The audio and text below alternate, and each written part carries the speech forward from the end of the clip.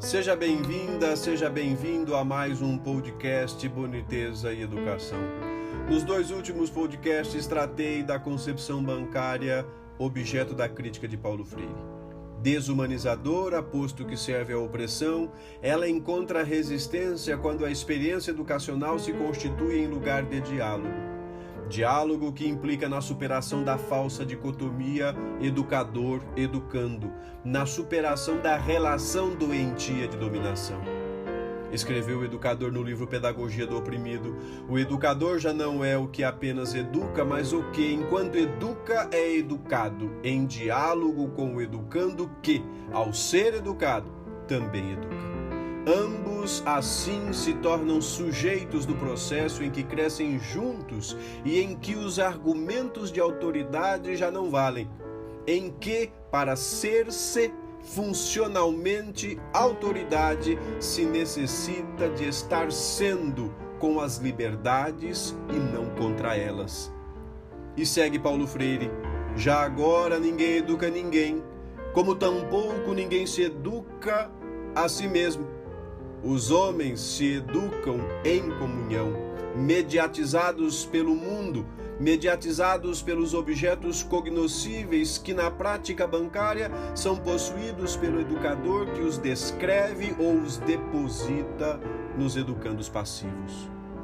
A comunhão e o diálogo presentes numa concepção educacional libertadora desejam imergir, por meio da problematização, na realidade, visando desafiar os educandos na construção de respostas a estes desafios junto com os outros, promover um modo de ser mais crítico e cada vez menos alienado.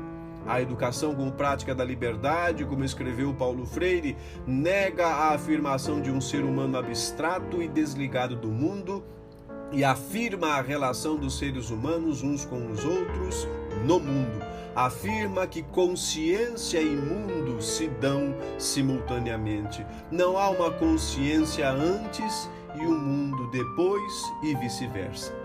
E esta consciência que se vai constituindo na relação com o mundo e os outros seres humanos permite descobrir-se como um ser inconcluso e apresenta a tarefa permanente de ser mais, de historicamente fazer-se de outros modos. É o que o Paulo Freire chama de que fazer permanente.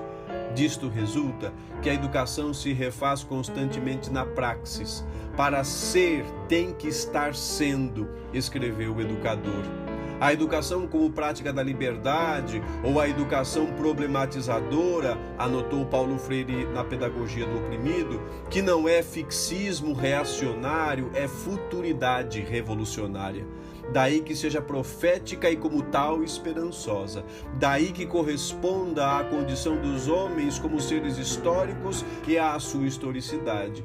Daí que se identifique com eles como seres que caminham para frente, que olham para frente, como seres a quem o imobilismo ameaça a morte, para quem o olhar para trás não deve ser uma forma nostálgica de querer voltar, mas um modo de melhor conhecer o que está sendo, para melhor construir o futuro.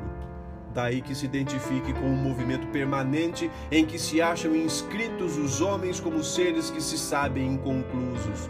Movimento que é histórico e que tem o seu ponto de partida, o seu sujeito, o seu objetivo. Por isso deseja-se o banco da praça, lugar onde a contemplação do que vivemos, o convívio com os outros, a alegria do encontro, o contato com a natureza animam o gosto pela vida, por conhecer o que não se sabe, e de organizar a praça para que seja lugar ainda melhor para que crianças, adultos e velhos possam ser em liberdade e a todo instante serem mais. Obrigado pela escuta, fraternal abraço.